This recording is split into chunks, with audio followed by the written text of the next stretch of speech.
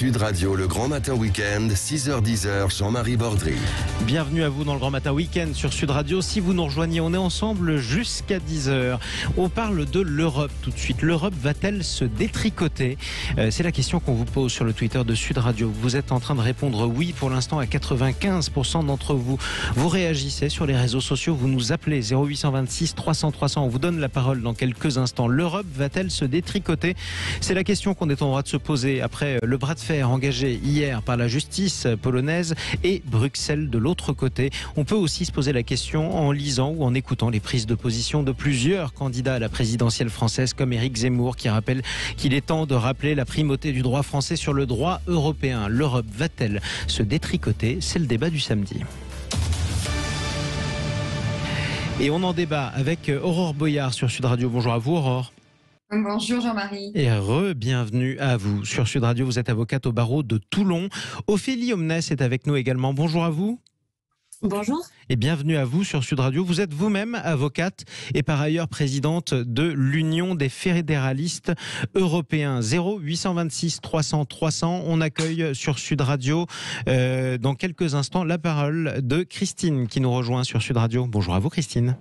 Oui, bonjour sur la radio. Bienvenue sur Sud Radio. Est-ce que pour vous, l'Europe est en train de reculer face aux prises de position des uns et des autres ? Disons que c'est l'impression qu'on a entre tout ce qui se passe en ce moment, en Pologne, tout ça. Mais moi, je pense sincèrement que ça ne se fera pas. Parce qu'il y a quand même 27 États, je veux dire, ils ont... et puis on est un petit peu trop impliqués maintenant. Comment faire pour se détacher de tout ça ? Enfin, je sais pas. C'est compliqué. Oui. Aurore Boyard ou Madame... On va demander justement, vous avez raison ma chère Christine, on vous remercie de nous avoir appelé au 0826 300 300. Est-ce que nous sommes trop imbriqués dans l'Europe pour en sortir ou est-ce qu'au contraire de plus en plus d'États veulent s'en dégager ? Ophélie Omnes, quand la justice polonaise affirme que l'Europe outrepasse ses responsabilités, est-ce que c'est le début par exemple d'un Polexit, un Frexit à la polonaise ? Non, alors pas encore. Déjà pour commencer, la Pologne a signé un traité en 2004 qu'elle a mis au référendum vis-à-vis de sa population. Et donc en fait déjà, le fait que la justice polonaise ait répondu comme elle l'a fait, on ne peut pas présumer de la volonté du peuple polonais de sortir de l'Union européenne. C'est pas encore fait, ça c'est très clair. En revanche, on voit des reculs, des prises de position plus ou moins fracassantes. Éric Zemmour, par exemple, hier, qui réagit à cette nouvelle en disant il est temps que le droit français reprenne le dessus sur le droit européen. Ça a l'air technique, mais c'est très important parce qu'on a signé des traités. Aurore Boyard, l'Europe est-elle en train de se détricoter ? C'est le sentiment que l'on a effectivement un petit peu. On a aussi le sentiment qu'il y a quand même un vrai malaise. Vous parliez d'Éric Zemmour, mais il y a aussi Arnaud Montebourg qui a pris un communiqué de presse hier dans lequel il le mentionne aussi. Et ça va être un vrai sujet de toutes les façons pour la présidentielle française parce qu'on a des problèmes au niveau de l'Europe. On le sait très bien. On a signé des traités, mais parfois ça ne fonctionne pas. Notamment un exemple très simple, parce qu'il y a des pays qui restent encore très nationaux, comme l'Allemagne, sur le problème des séparations de couple entre la France et l'Allemagne, et ça se pose aussi entre, par exemple, l'Allemagne et l'Espagne. L'Allemagne protège ses ressortissants, et c'est la croix et la bannière pour que des Français ou des Espagnols puissent avoir la résidence de leurs enfants. Donc l'Europe ne fonctionne pas dans certains domaines où des pays européens qui ont signé les traités pourtant, favorisent leurs nationaux. Là, si je vous suis, Aurore Boyard, j'ai l'impression que vous êtes en train de dire qu'il n'y a pas assez d'Europe, y compris dans le domaine dont vous parlez. Bien sûr, on signe des traités. La difficulté, c'est qu'effectivement, certains pays font primer leurs ressortissants, tout simplement. Alors qu'une Europe à 27, ça devrait être des véritables échanges, tous les points de vue, et il y en a pas un qui doit faire primer. On l'a vu également avec la crise des sous-marins, on va peut-être y avoir encore une crise franco-allemande. Il y a de vrais soucis quand même qui se posent au sein de cette Europe, qui malheureusement ne tient pas forcément compte des pays et des spécificités de chaque pays. Puis il y a des pays qui tirent plutôt la couverture à eux. Alors qu'à l'origine quand même, l'Europe de 6, c'était pour éviter une guerre en Europe.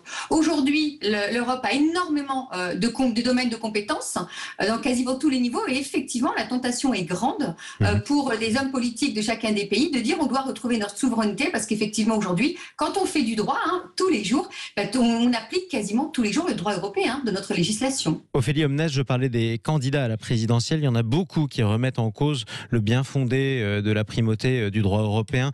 Éric Zemmour, on l'a dit, Arnaud Montebourg à gauche. On a aussi Jean-Luc Mélenchon qui, d'une certaine manière, est en partie souverainiste. Est-ce que la France est en train de devenir elle-même souverainiste ?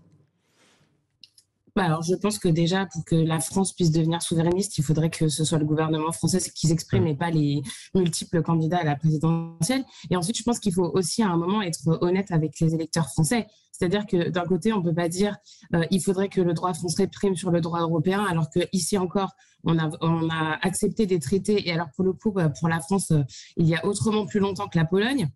Et nier le fait que le droit européen, en fait, permet à des citoyens français d'avoir des droits dans d'autres pays de l'Union européenne, parce que je pense que c'est ça qui est important à rappeler, c'est-à-dire que est-ce que vraiment on aurait envie que les droits des citoyens français soient moins bien appliqués dans d'autres pays de l'Union européenne? Non. Et donc du coup, il faut à un moment être honnête avec les citoyens et dire si effectivement on voudrait sortir de l'Union européenne comme ça a été le cas pour les Britanniques, demander aux Britanniques l'état de leurs droits en l'état actuel des choses. Je pense qu'il y en aurait beaucoup qui vous diraient que si c'était à refaire, ils ne sortiraient pas de l'Union européenne.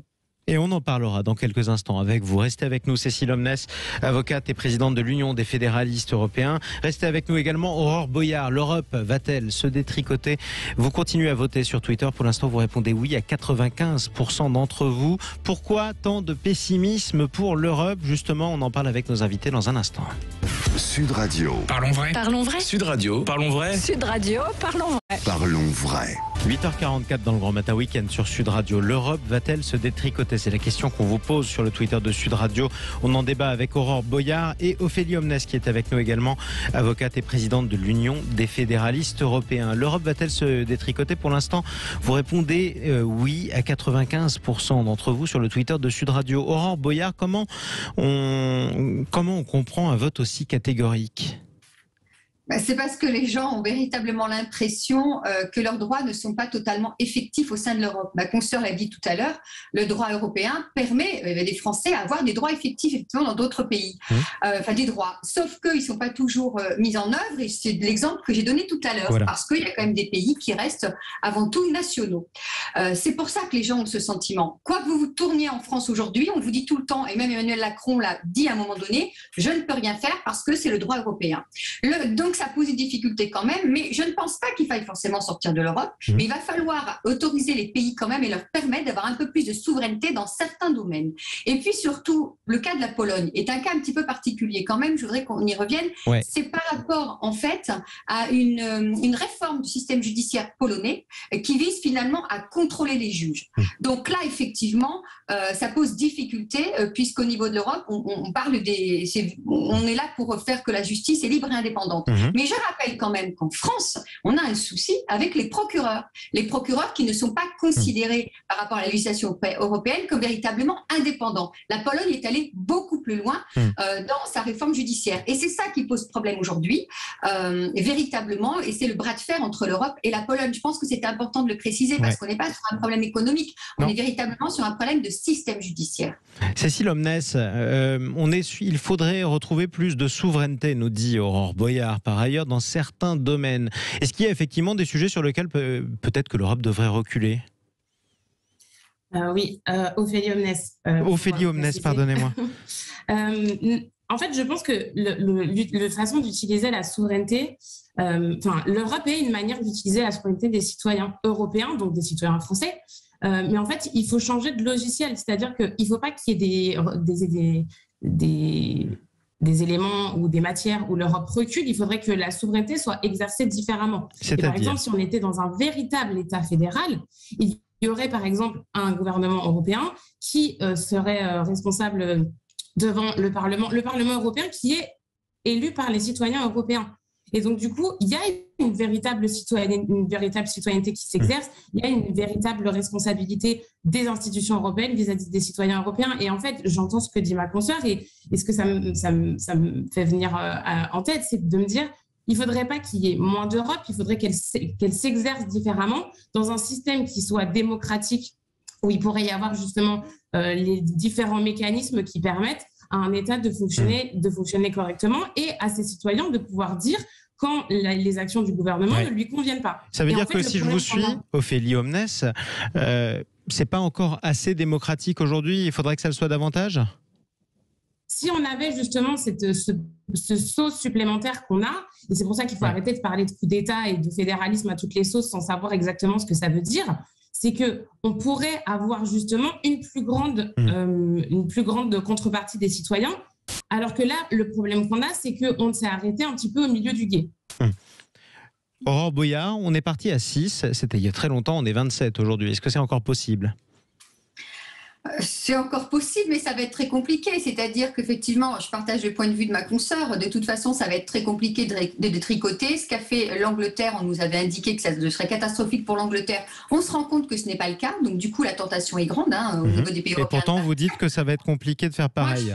Pourquoi ? Bien sûr, je pense que pour la France, ça sera peut-être, je ne sais pas si les citoyens sont vraiment prêts de partir de l'Europe en dépit de toutes les difficultés qu'il y a. Véritablement, un référendum serait intéressant d'ailleurs à ce sujet pour le voir. Mais par contre, 27, c'est vraiment beaucoup, c'est énorme. Pour moi, l'Europe, elle a grandi trop vite. Elle a grandi avec des pays qui n'avaient pas du tout les mêmes problématiques aussi, que ce soit économique, que ce soit social.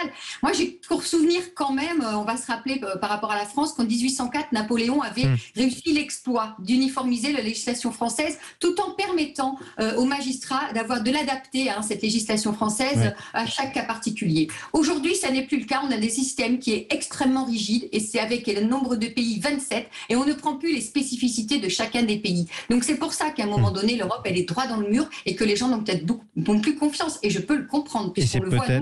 Pour ça que vous êtes nombreux sur le Twitter de Sud Radio à l'estimer moins lisible, cette Europe. Merci beaucoup à toutes les deux d'avoir débattu avec nous sur Sud Radio. Aurore Boyard, et merci à vous également, Ophélie Omnes. Encore pardon de vous avoir appelé Cécile. Je rappelle que vous êtes avocate également et présidente de l'Union des fédéralistes européens. Chers amis, vous écoutez le Grand Matin Week-end sur Sud Radio. Il est 8h50.